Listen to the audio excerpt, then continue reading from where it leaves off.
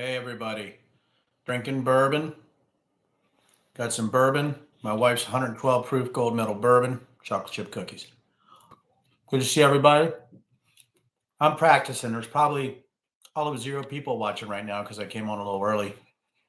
But I'm hoping that I can use this to practice, get better at doing this YouTube video stuff, but also to really address some of the questions that people are very curious about, which is really conspiracies, cults, myth, bourbon. Have a question about bourbon tonight.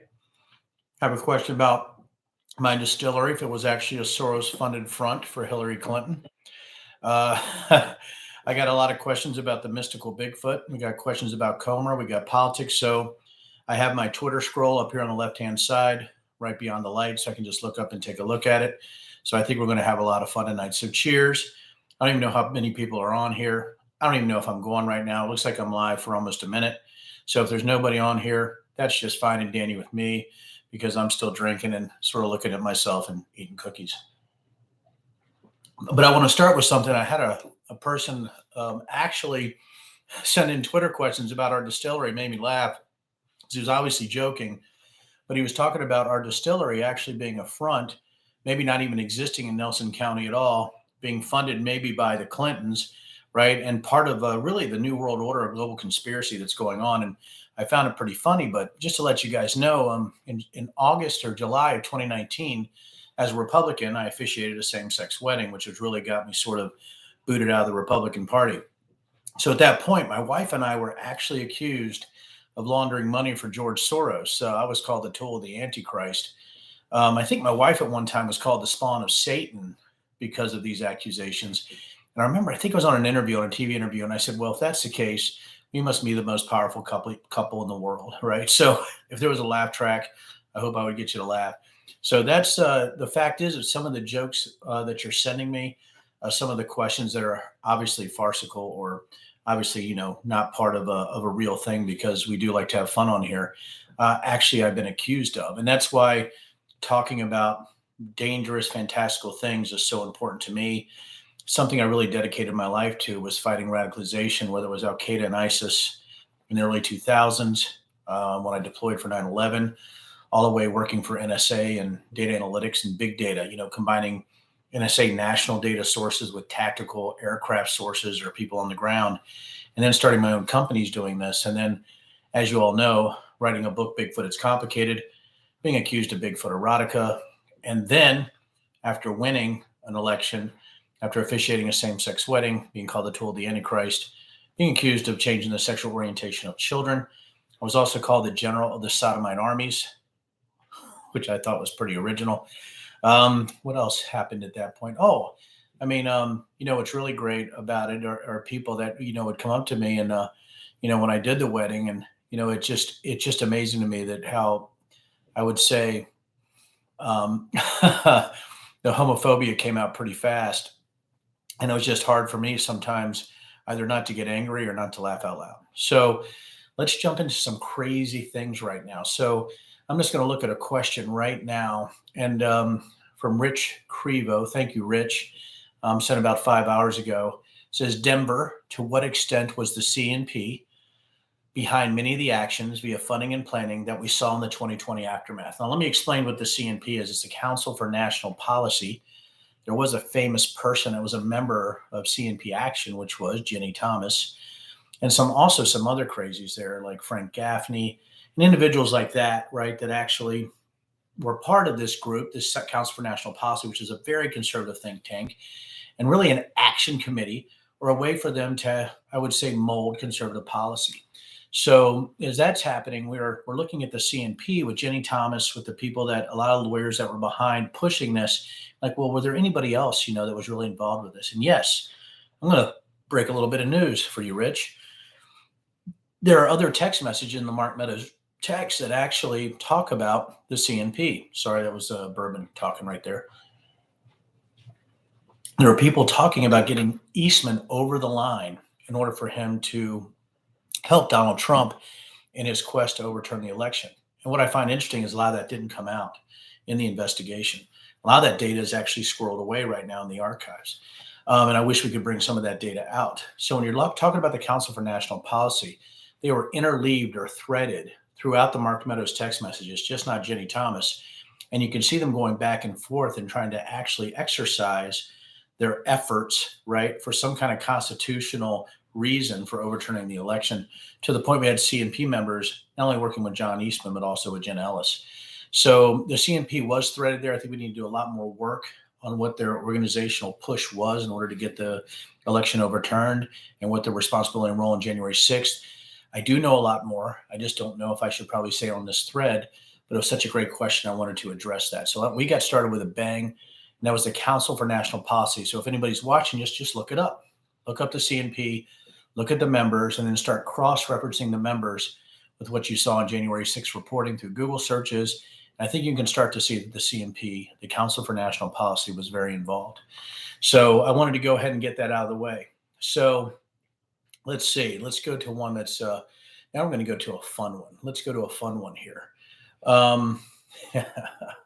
So let's see. All right. Scotch or bourbon or Irish? Perry Anderson Klein. I love it. Thanks, Perry. The question for the ages. Do you like Scotch, bourbon, or Irish?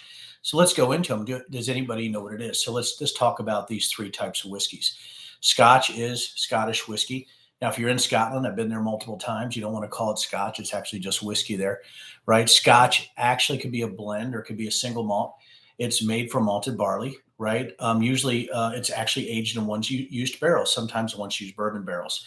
So it's a very different whiskey than bourbon. It has its own definitions, but Scotch is from Scotland, once used barrels, malted barley, can be blended or single malt, right? So you have all these type of issues with Scotch and all these sort of rules, but Scotch is a Scotland whiskey that's peated, aged in once used barrels, and aged a little bit differently too. They like to keep it a little bit cooler, and I'm going to tell you the difference between bourbon and Irish here in a little bit. Now, most of Scotch is 100% malted barley.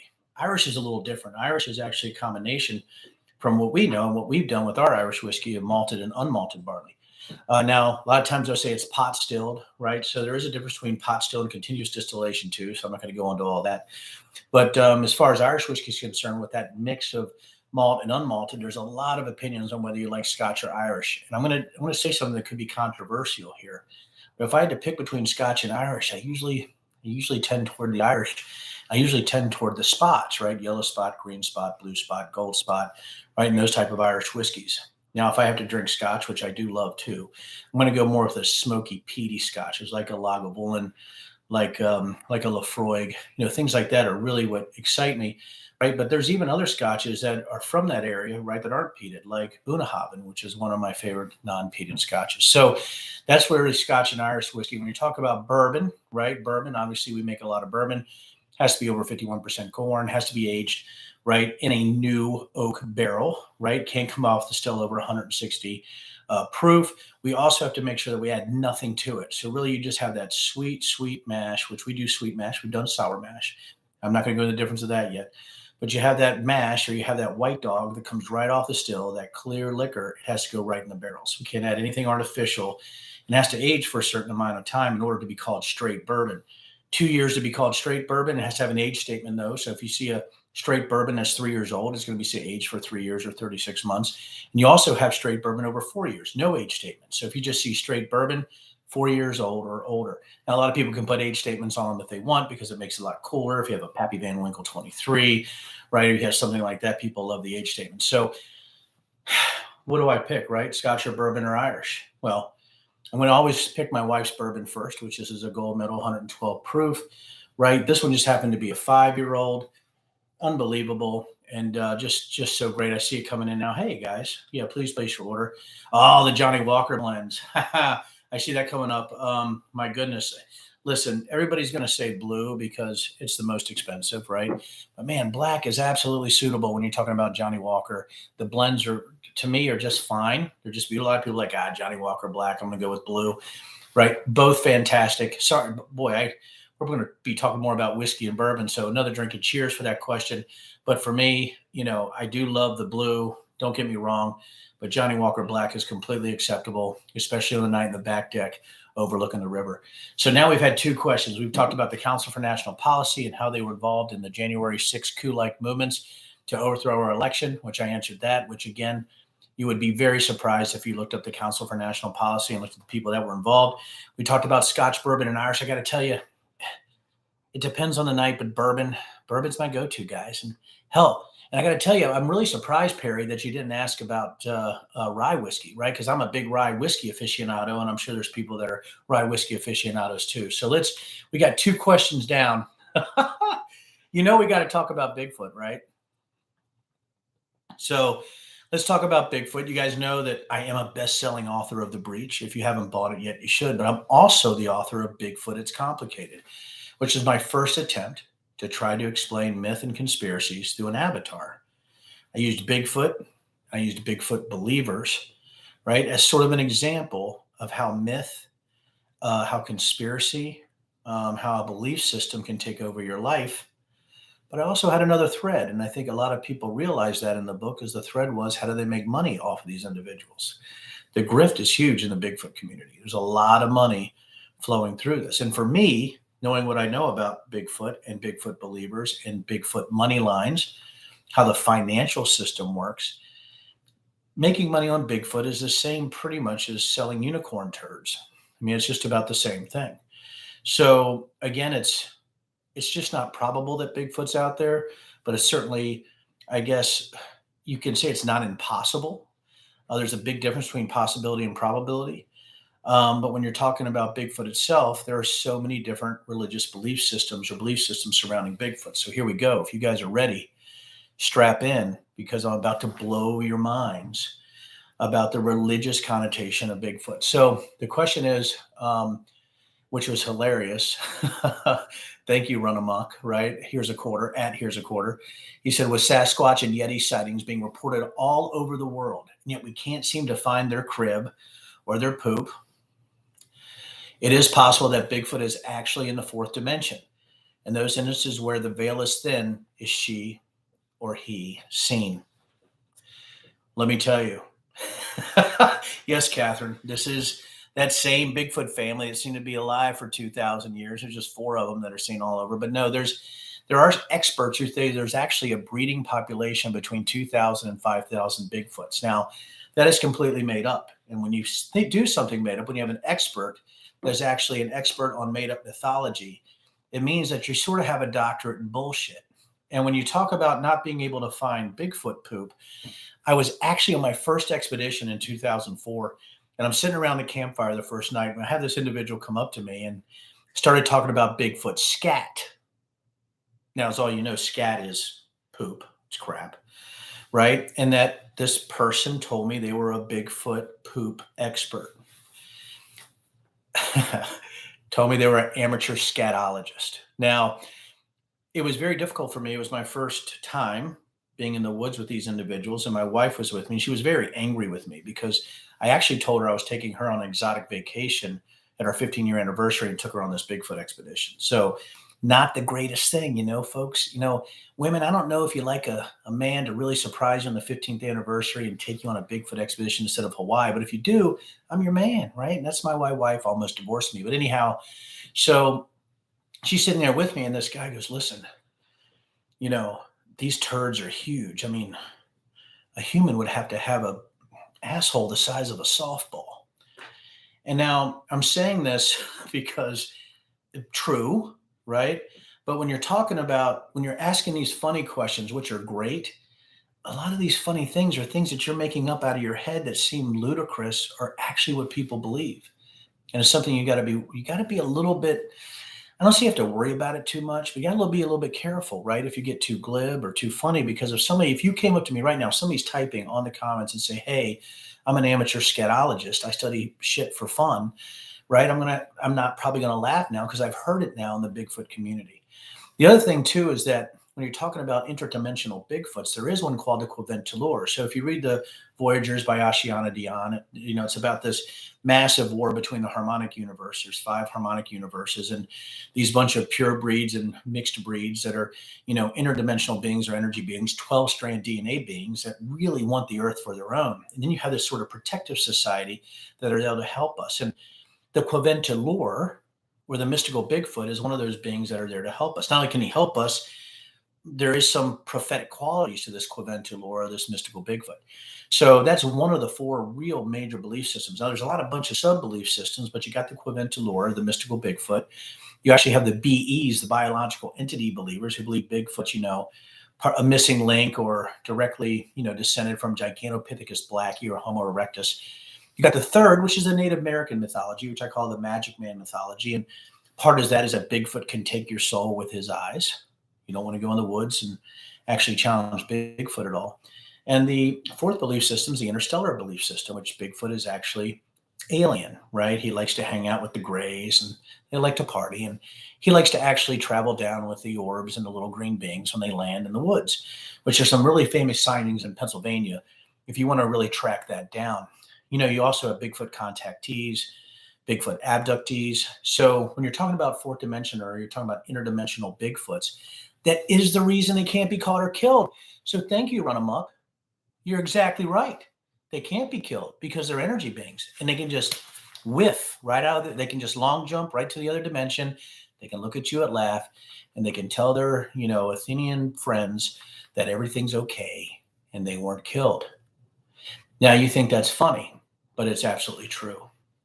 So that is true that they believe that. I'm not telling you it's true that the Quaventulor, there is actually an interdimensional long jumper, a big hairy hirsute man or woman that likes to travel back and forth between dimensions all the time, but it's true that they do believe that.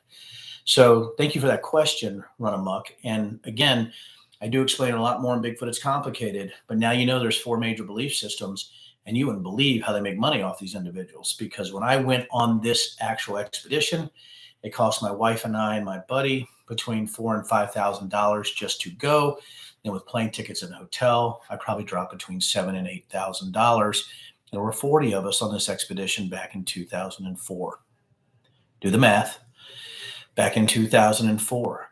So if you have an individual collecting between 20 and 50,000, if you discount some people or whatever, that's not a bad take for going after a mythical being. And I think that's really what got to me was that these people were paying money. They were actually paying into a collection plate for Bigfoot, the same thing, sadly, that you might see at a church. So just a great question. Thank you for that. So we did talk about the Quaventulor. So this is fantastic. Run Amok goes, why is there a conspiracy theory that bourbon can only be made in Kentucky? And I'm going to tell you right now, everybody, bourbon is a federal definition. Bourbon is a federal definition. It's not just made in Kentucky. Kentucky makes great bourbon, but my wife continues to kick their ass. Virginia bourbon. By the way, latitudes are similar, and I would put up our water, our grains, and I would put up anything that we have doing here, right? What we're doing here with our barrels, we're using Kentucky, Missouri barrels, we're using Minnesota barrels, we're using continuous distillation. We have a very clean whiskey. I'll put my wife and daughter's whiskeys and rums and vodkas and gins against anybody in the world. If you want to rock and roll, come down here at 50 acres. Not only can you drink here, I do have 50 acres, right? Not only do we have incredible wildlife, we can hide bodies out here. So, there's another great question here. Scott, UFOs. Arizona UFOs in the 80s and 90s, were they just drones being tested by defense and aerospace companies? You're not giving me a whole lot of options here, Scott, because I'm one of those guys, Air Force, intelligence officer, learned on F-15s, F-16s, and B-1s, was with NSA, saw a lot of cleared activities. Obviously, you can't see them all. Anybody who says you have a clearance, you know everything that's going on in the military or the DOD or the intelligence community is an idiot. There's thousands of caveats and clearances you need to know. There's millions of tickets, right, that are out there, people that have had or will have or have now. So, but I will tell you that if you're looking about UFO activity in the 80s and 90s, I'm going to bring up something from Joseph Campbell. If anybody's, read, what A Hero with a Thousand Faces and Power of Myth, I'm going to talk about something called a meme, right? Sort of a cultural meme, civilizational meme, a meme that through history seems to get replicated. I would bet you, and I remember reading this, if you look at UFO sightings before the Roswell incident in 1947 and after, the sightings go up way far after 1947. They explode. Why? Because it's been memed. If you think about UFOs, right, and if you see them, right, like for me, we live in the Appalachians, right? I'm in the Blue Ridge. We have a dark sky compliant county, right? So I can see satellites going over all the time, right? Because I know Leo. I'm a little bit. I know satellites a little bit, right? I had to do some of that training with NSA and a little bit with Space Command when I was supporting some of that. So I know a little. It's perishable, but I know a bit. But I know a satellite when I see one. And I think if you look at what happened with the newspaper articles in 1947 with little green men, and that's not a weather balloon, and it's a crash flying saucer. I think what people started to see what they thought they saw because they think it's real because it's been implanted to them over and over through memeing in society. I would humbly submit it's the same thing with Bigfoot in 1958, right? We know, I think it was Ray Wallace. We now know that he faked the footprints that went national in 1958. So, and his family laughed about it, after he died. It's fake. And if you just look at the facts and the data of it, and I know a lot of people want to sort of grab and say, well, it could be. Yeah, you know what? It could be. Osama bin Laden could have been gardening naked next door in 1997 too, right? It's not an impossibility. It's not probable, but it's not impossible. But it's really not probable. Let's be honest, that we're having any alien visitors. Now, when you talk about UFOs and the UAP program, I think Congress is actually sort of wasting their time talking about UAPs. They want to have hearings on this, right? There's already been some of those, and I know that you have pilots that say what they saw, and man, I love pilots, smart, things like that. For the most part, the flyboys are pretty good. But when you're talking about debunking, or talking about physics, there are some things already we know where some of those can be explained away. I just don't think, and I just want everybody to, when you're talking about sourcing, if a pilot tells me they saw something they couldn't explain and I see it on the scope and I'm like, holy shit, we need to figure that out. The first thing, I don't think about aliens and UFOs, coming from freaking, I don't know, Teflon Star 7 as the first explanation. It's just like if you hear a knock in the woods or a howl, right? And you're in the Pacific Northwest, or you're in Ohio, or you're in West Virginia, your first inclination shouldn't be, well, that must be a Bigfoot. Well, I'm in trouble. It's ridiculous. It's ludicrous. And I'm not trying to belittle it too much. What I'm trying to say is think about what's in your natural world and what's actually been proven first before you jump into interdimensional Bigfoots, UFOs, green beings, or lizard people. That goes in the question about lizard people. I had a question, are we ruled by reptilian humanoids? No.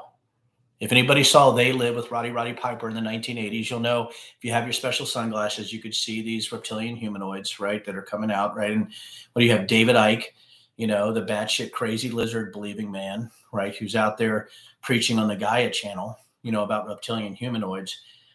I'm telling you guys, it's bullshit. I know that's a funny question, but that's no different than Stop the Steal in J6. Same thing. It's not rooted in any factual basis. It's not rooted in data. Now, if there's somebody on this thread right now who's like, holy shit, I dated somebody who turned it out to be a lizard person, send me pics. Because if you have video now, there's AI video, there's deepfakes. Now, by the way, there's deepfakes that we can see now, right? There are actual deepfake software. We can find what deepfakes are. We can actually identify deepfakes. There's some stuff I'm working on right now. I did start a new company in the AI technology space, which I'm doing that too. You guys know I'm completely active all the time. And we can talk AI and technology and everything like that later. But when you're talking about reptilian humanoids, it's sort of in the same vein as the deep state conspiracy theories, the globalist conspiracy theories, right? When you're talking about the Rothschilds, where you're talking about the anti-Semitic globalist conspiracy theories. But it's the same bullshit you heard about Bohemian Grove. So maybe people do run around naked out there. I don't know. Don't care, right?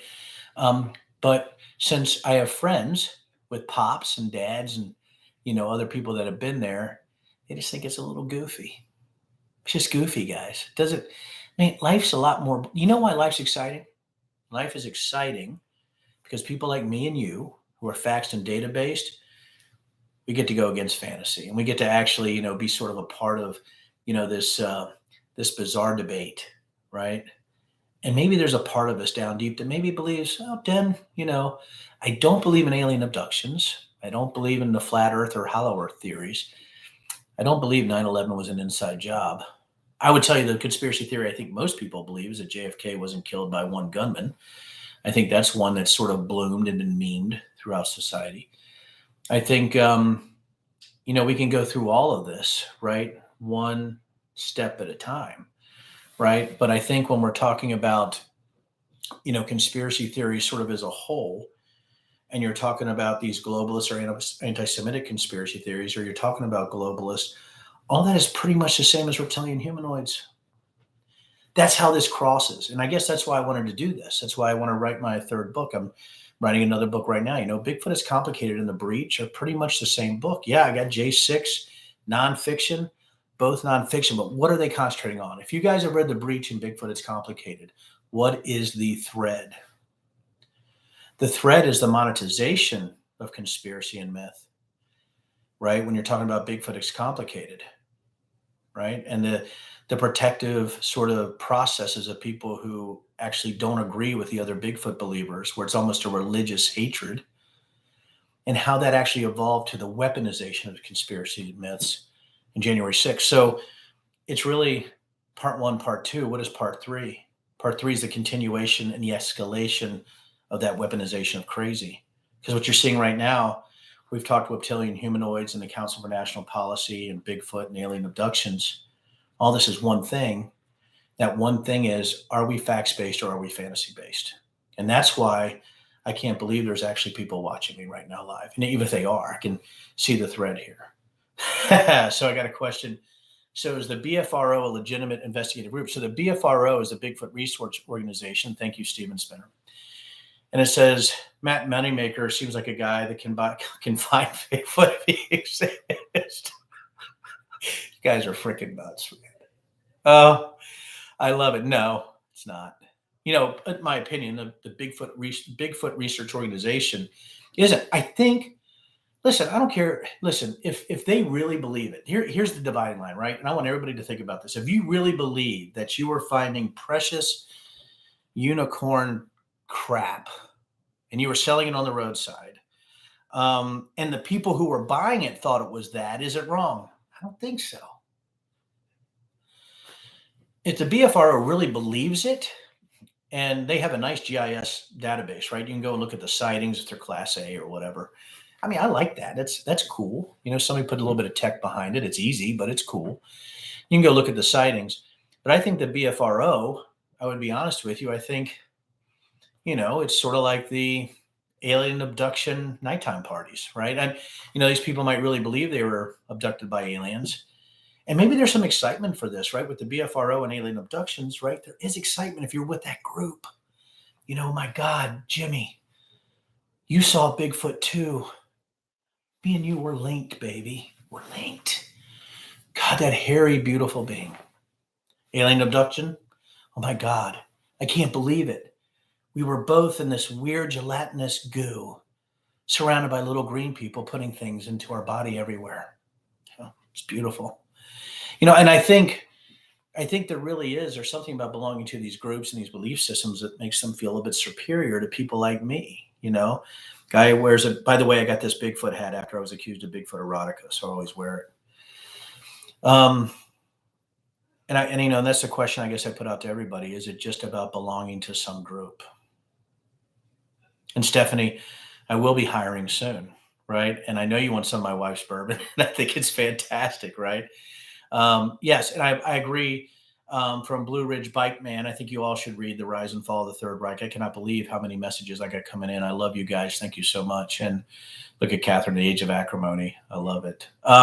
These are books that you should read. You really should.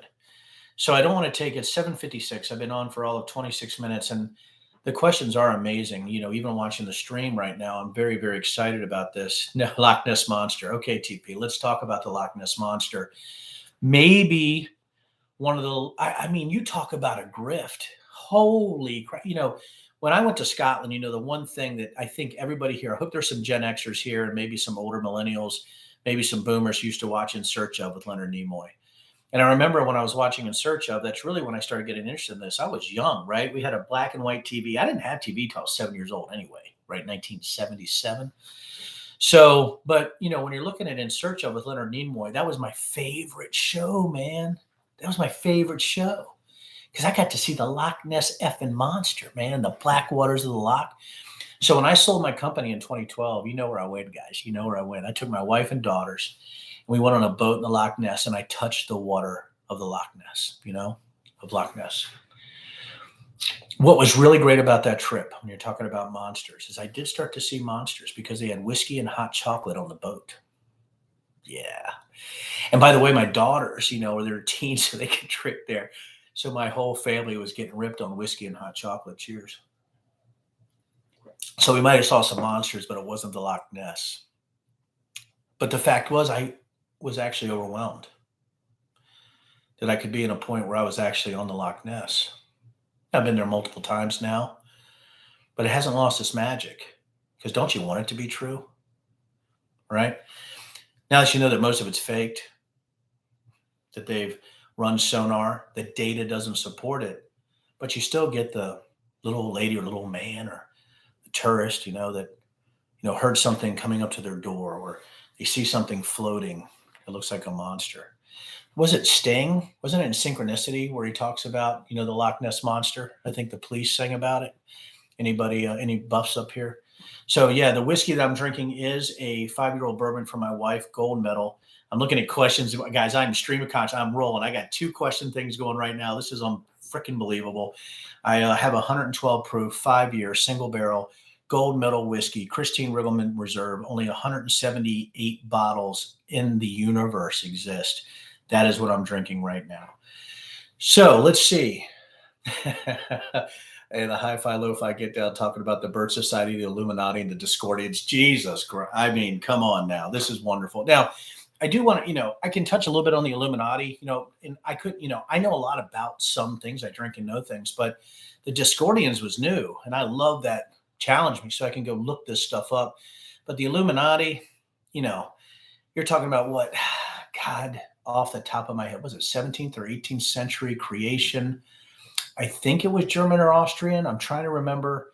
And I think they were actually rejecting bizarre beliefs at that point. I think they were trying for like a realistic society, which is odd when you're talking about the Illuminati being part of this. It's the sort of the who runs the globalist, the Illuminati, right? So, and I think a friend of mine, I don't know if he's listening, Tinfoil Matt, but he said he wanted to do a beer called Illuminati on Ice, which, Jesus, it's funny. So I think when you look at the Illuminati, I think when people are looking at people want to believe that there's strings behind everything, actually, sort of puppet masters that are, trying to control what we're doing. And I think, I don't know, maybe there's a sexiness to that I'm just not quite sure of. Maybe it's the same, as people who bond over their shared experiences and Bigfoot or aliens, or, their shared experience in flat earth movement or the hollow earth movement or the 9/11 truthers, right? Or Amway. So you hear all the Amway's going to go, screw you, Dad. But, not a big fan of that type of marketing.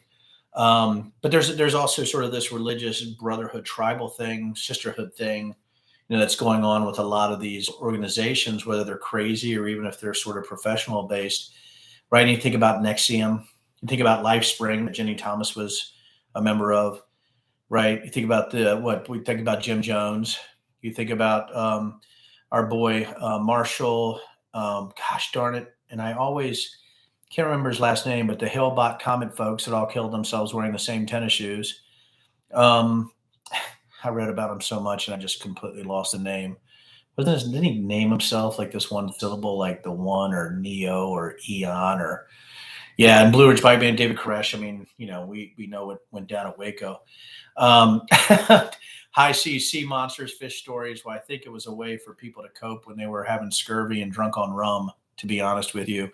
And Kirsten, I mean, that's really mean. I don't think we need to really stay away from, people being birthed from Bigfoot and Loch Ness. Like, I don't think Marjorie Taylor Greene was actually the love child of Bigfoot and the Loch Ness monster. I think we need to be nicer than that. I think, Kirsten, if we could be. So let's see the questions, my Lord, guys. Let's go back and take a look. Junk DNA. Oh man, guys, you were on fire. You guys were on fire tonight. Let's see. I want one that's gonna will a congressional subpoena ever mean anything again, or has that ship sailed? Congressional subpoenas are like toilet paper. I was in Congress. So I guess what I'm telling everybody, there's three ways that they can really serve these subpoenas. I hate to educate you. You're gonna be like, no, Dan, we want to talk more Bigfoot turds. But when you're talking about congressional subpoenas, right, there's civil, criminal, and inherent contempt of Congress. So when you're looking at this, a criminal contempt, think about this. Say you are held in contempt for ignoring a subpoena from Congress, and it's a criminal contempt, and say it's going from one party to another. Say you're a Republican Congress and you hold somebody in criminal contempt, right? But it's a Democrat, or it's the other way around. A Democratic Congress holds somebody in contempt, but it's a Republican. Criminal contempt, the DOJ or U.S. attorney can turn that down. They don't have to act on it. Think about what I just told everybody. Okay, thanks. We're not going to do it. Civil means you have to go through a civil trial. That's long, that's drawn out. It could have some enforcement actions, right? But it's a civil contempt charge. You're actually taking it to court to enforce that. Third is inherent contempt of Congress. Now, inherent contempt is interesting because theoretically, the sergeant at arms could arrest you, put you in handcuffs, and keep you until you actually satisfy the subpoena. Now, if you look at all this, a lot of it's performative, but it does show you that a congressional subpoena isn't as strong as you might think. Now, if you ignore it, there could be bad things that happen to you politically. You could look like a coward, right? A lot of people do ignore it, are afraid. They know they are hiding something. If you look at the J6, as me being part of the J6 committee, you saw a lot of people take the fifth. Now, it doesn't automatically assume guilt, but when you have, the worst case individuals who don't want you to see their call records and take the fifth and are under investigation by the DOJ or, by the FBI, probably taking the fifth because they might have screwed up. But again, that was a great question. I know that's a quick answer, but for anybody on here to automatically assume that a congressional subpoena is some kind of, be all end all, to what's happening here, it's just not as important as you might think, and you can use it for political purposes, but it really isn't. So when you have, say, Comer, which is another question here. So what a transition. Thank you. When Comer, puts out a subpoena to Christopher Wray about a document that looked like the source was generated by Rudy Giuliani, if it's criminal contempt, it's two great things happening, guys. Think about this. It's a win-win for these tribal parties. You have a criminal contempt, right? Right, where the guy like, hey, we're protecting evidence, and the source here is ridiculous, and it is. It's crap. I'll just tell you guys right now. I know probably more about J6 and the people involved in all the conspiracy theories than everybody on Earth. Including who's behind. When you're talking about the individuals that are also the principals in the Hunter Biden laptop stuff, it's pretty interesting to see that there's some of the same people identified in J6, right? And I wonder what those link maps look like. So for me, it's about sourcing. Do I know if I'm pro-Hunter, anti-Hunter? No, I'm pro-fact, right? I'm pro-data, right? So I can just look at things a little bit less emotional, I hope. But when you're looking at the subpoena to Comer, from Comer to Christopher Wray, criminal contempt, the one with the least amount of bite. Least. For me, from my perspective. Now, lawyer on here can say, no, Denver, man, criminal contempt's actually what I'm just telling you from a political way. Criminal contempt means, why are the DOJ or U.S. attorneys going to act on Comer, right, who's the FBI director, right, or act on Wray, who's the FBI director? So Comer probably wants to stay in that criminal contempt line, right? Because now he has a performative win, and he knows probably nothing's going to happen, because if that data did come out, you can see it's probably BS. So that's just my opinion, but I could be wrong, right? I was in Congress, so it's hard for me not to be a little cynical. Goodness, we've gone through a lot of things. I'll ask a couple more questions, and I'm trying to follow. Does Comer have no shame, Blue Ridge Bike Man? He's got to get elected. Listen, this is about polling and fundraising. There's 435 districts. I'm in an R+7 to R+10 district. Why did I lose? It wasn't because of my policies. It wasn't because I don't think I'm a good person. It's because I went against the grain based on a cultural thing I could not cross as a Republican, which is why I left the Republican Party, right? Because God forbid, I was also on the climate change caucus, guys, as a Republican. Can you imagine that? So I went against the grain, right? So when you're talking about Comer having no shame, it's like Comer's just going to win. He doesn't care what you think. It's not about America at all, which I thought it was as a congressman based on my background in the military and my service. It's about your specific district. I could have played the game and still be a congressman today. If I said yes, I'm still a Trump fan, I'll try to ignore him. I'm sorry about the gay wedding. I won't be on the climate change caucus. I'll vote no on any type of funding lines, and I won't work with Democrats. I'm going to get reelected. You might hate me from the other side of the aisle, or as a left-leaning independent, or even a right-leaning independent. But if the base is controlling the primary, which is more important than the general by far in most of these districts, why wouldn't you? Comer is just playing to his base. There's no other wide type of, beatific reason that he's doing this stuff. And I think, does Comer have no shame? Of course not, because if he doesn't have shame, he wins. And I think that's the thing I had to come to grips with for me as Denver Riggleman is I'm a little bit too independent. I'm not going to say I'm a maverick. I'm not going to, it's not a maverick thing. It's just like, I really hate authority, even though I was in the military. And I really hate being part of a tribe where where it's not only pay to play, but if you're not part of the group, you're automatically thrust out, which means you have to stay in that current. You have some outliers, but on the most part, if you're not part of the team, you're off the team, regardless if it's right or wrong. And I'm not trying to be pessimistic, but it's just the way it is. So, I think when you have adults in the room, when you don't think of this in a way that they're thinking about what's right or wrong, or maybe they might be true believers, but I know Comer, guys. I know him. I've been in Congress. I've talked with him. He's not that dumb. And that should scare you even more, because that means it's cynical. That means they're doing whatever they can to win. I don't think that's great for America. But again, if you agree with them, you think it is. It's that simple. I want a good cookie. Man, there's some good questions here. Could the dark web destroy our government agencies, including the military? Is our military slightly compromised after Trump, or bigly compromised? This is what worries me. Hey, in every population, you're going to have wackadoos.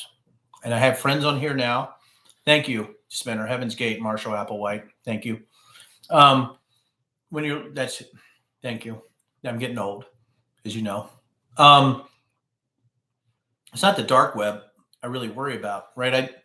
I own open source discovery software with my companies, so I can see a lot of things, right? And it does give me an advantage, but I don't think the dark web is something you have to worry about. I actually think it's the open web, and I think it's the fact that online radicalization happens right in front of us. I think the biggest issue is we self-select our echo chambers, right? We want a main line of digital juice right into our frontal lobe, based on our belief systems and confirmation bias and being part of your own tribe. The dark web certainly can be a threat. And the dark web is, where a lot of things are trafficked, whether from credit card numbers to worse things. And now we have found some pretty interesting things on the dark web based on, currencies or digital currencies and things like that, and other things I won't even go into, but we have.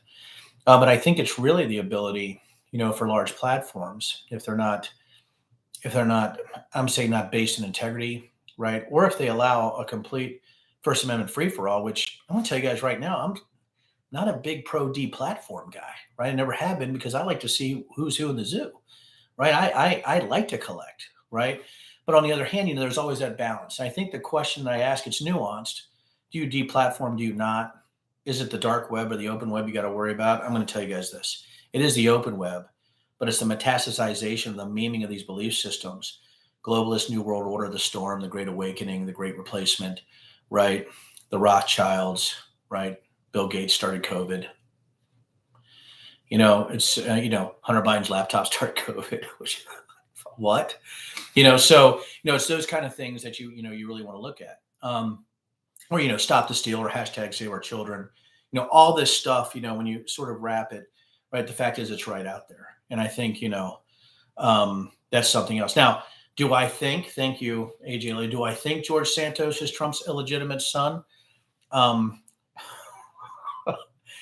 we don't want to start those kind of rumors. Okay, we don't want to stop that.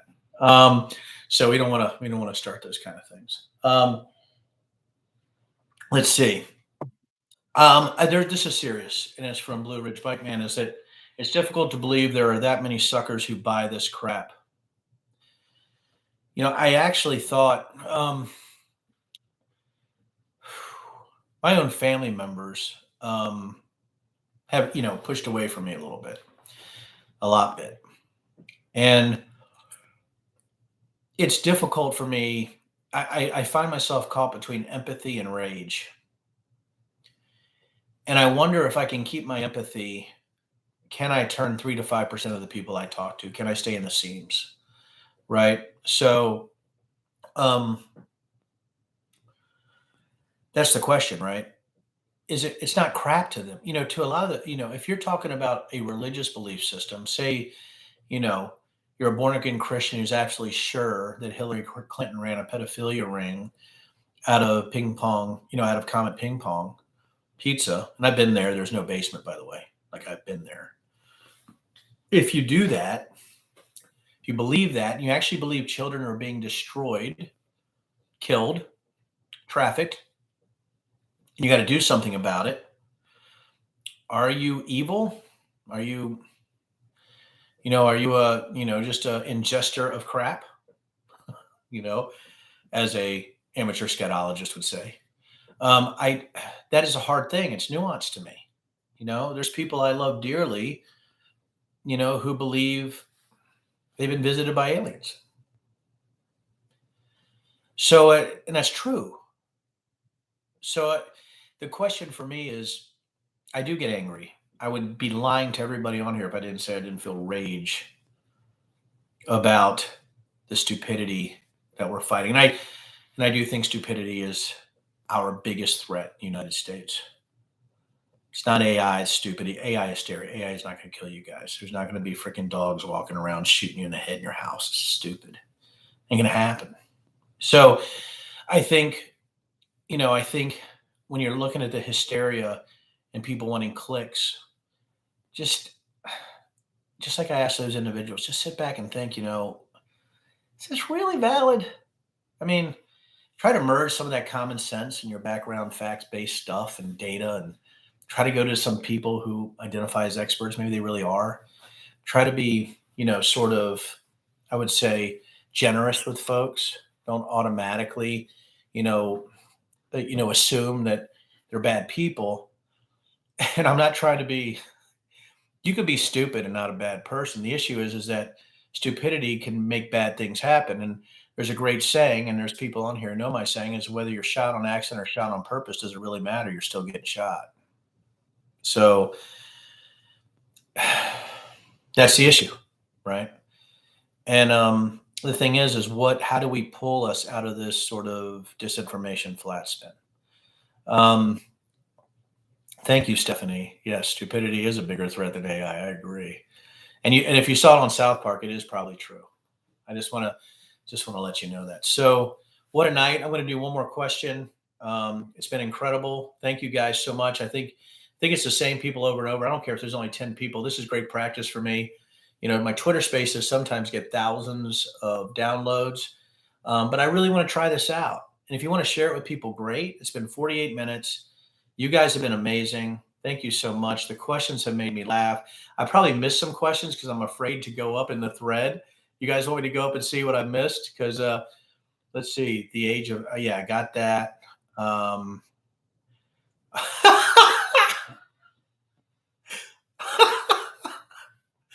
oh, are there any information warfare attack plans that fool a vulnerable population to becoming educated? And how can we deploy that strike option domestically? The number one question so far, because it's funny as hell to me, but it's also like, man, wouldn't an IW attack plan that fools a population into being smart be freaking brilliant? I don't think I'm smart enough to execute that. I just want you guys to know I don't think I can do that, but that is absolutely hilarious. Let's see. Last question. This is going to be nuts. All right. How about a big one? How about a big one?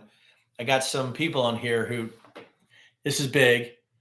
Why didn't the FBI from Justice from at CC Patter 52?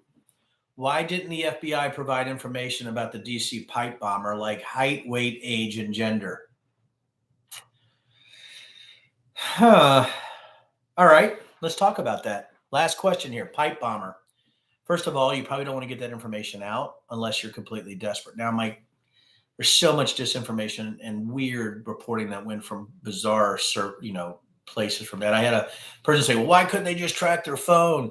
There's anybody who's tracked phones, and you're talking about dumping towers, not even knowing the device or the network that individual's on, right? Maybe having some timing, but not knowing this could be any type of device. We don't know how that device is being used. The first thing I would say is it's very, very difficult.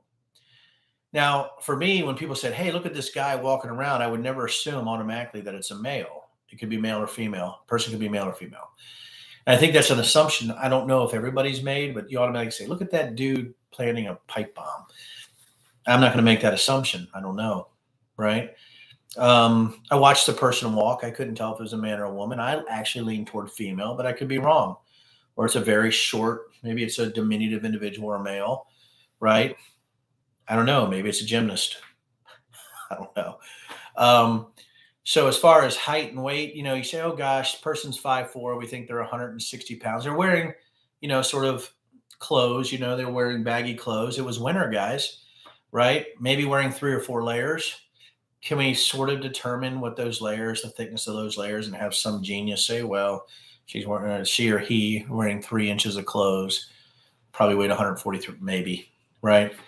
Gender, that age, 30s or 40s, maybe. I get around pretty good. I'm 53. Now, if I looked that small, I'd have to wear Spanx all the way up to my neck, right? Full body Spanx, right? To look that small, right? But I think, I do like, when you talk about young, it wasn't Charles Barkley. If it was, we got bigger problems. But yeah, so I mean, everybody sort of has opinions, but until you have the data and facts to back it up, it's very difficult. The other thing too is I would humbly submit to all of you that there are some really good people that do data analytics, whether it's phones, devices, computers, right? AI type of stuff, geospatial, biometrics. I've dabbled in all of it. But it's really difficult if you're not on top of it right from the beginning and you're not dumping towers like a madman, right? Trying to get as much information as you can based on telephony.